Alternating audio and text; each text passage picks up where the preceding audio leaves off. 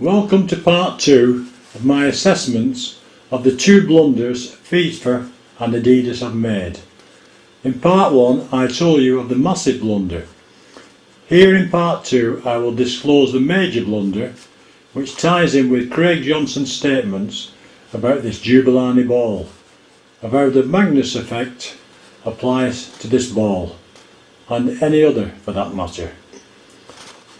In part 3 later this week I will endeavour to help amateur players have more control of the ball, especially when they take free kicks, penalties or corners. And in part 4 I will try to help them with the ability to head a ball. I hold an FA coaching badge, so I am qualified to give my help. I will also disclose why most professional players are useless at heading a ball. Again, it is the ball maker's fault, not the players, but it has not been picked up by the coaches or managers of these clubs at a professional level. The problem is, every 4 years for each World Cup, Adidas try to come out with a new ball.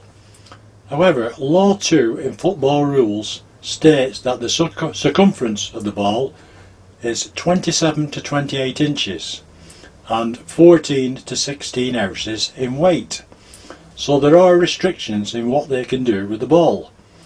Hence the sports scientists stepping in and trying to blind everyone with scientific terms.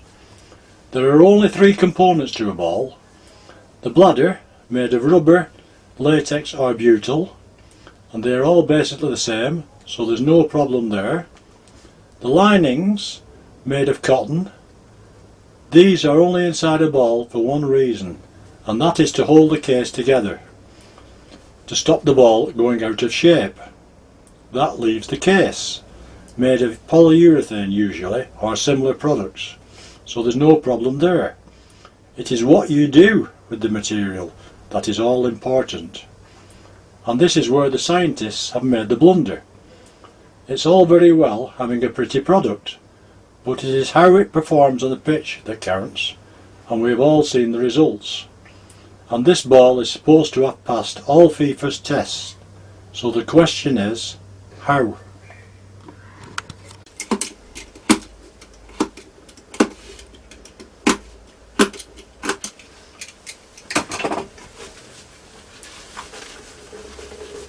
Now that is the inside of a football. Those are the stitch holes along that ridge, and you can see where it's created a ridge. Now that's the same inside as what it is on the outside, and it's those ridges that give stability to a football. Now I won't comment, but I will comment on the sports scientist's statement that said that this latest ball is the roundest ball ever. Now I'm not into physics, but I do know that a totally round and smooth object is not aerodynamically sound. That is why aircraft have flaps, to counteract the airflow. I think that is why a 32 panel ball has always performed well in flight, as the trench is created by all the stitches, and there's over 700 stitches in a ball, in a 32 panel ball, gives it stability. And that's also why a golf ball has dimples. That alone should have given the designers a little bit of a clue. And that's why golf ball manufacturers would never change the design, only add a little colour, because the dimples, as in the football, those ridges give stability.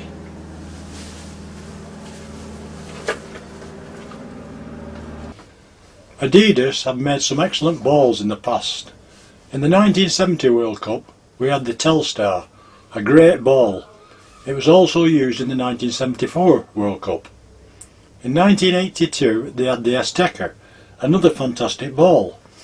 Now we are at the limits of what can be done with progression as regards the ball. My answer would be, find a good ball and stick with it. Every World Cup I would change the colour and apply the winner's name to it. This can be changed every World Cup to increase the sales. But find the right ball and stick with it. In the 1970s and 1980s, Mitre had the Mitre Multiplex. That was an 18 panel ball.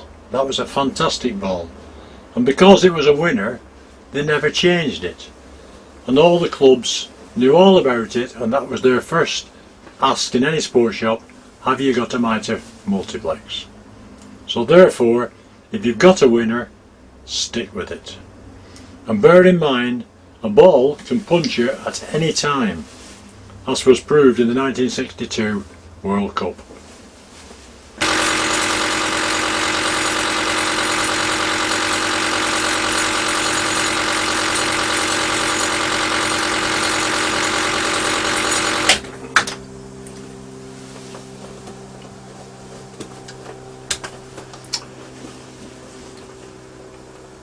Now, Adidas are a very, very good company, and let's hope that in 4 years' time at the next World Cup they come out with a winner. And the only way they can do that is by taking the ball out of the hands of the amateurs and letting the professionals do the designing. So here's to the next World Cup. All the best, Adidas, in your quest for a major winner. Thank you for listening. Incidentally, anyone anywhere in the world who would like to run their own superb business from home, as I said before, you can view my website sportsballuk.co.uk, and if I can help you to get established in football, I'll do my best. Thank you.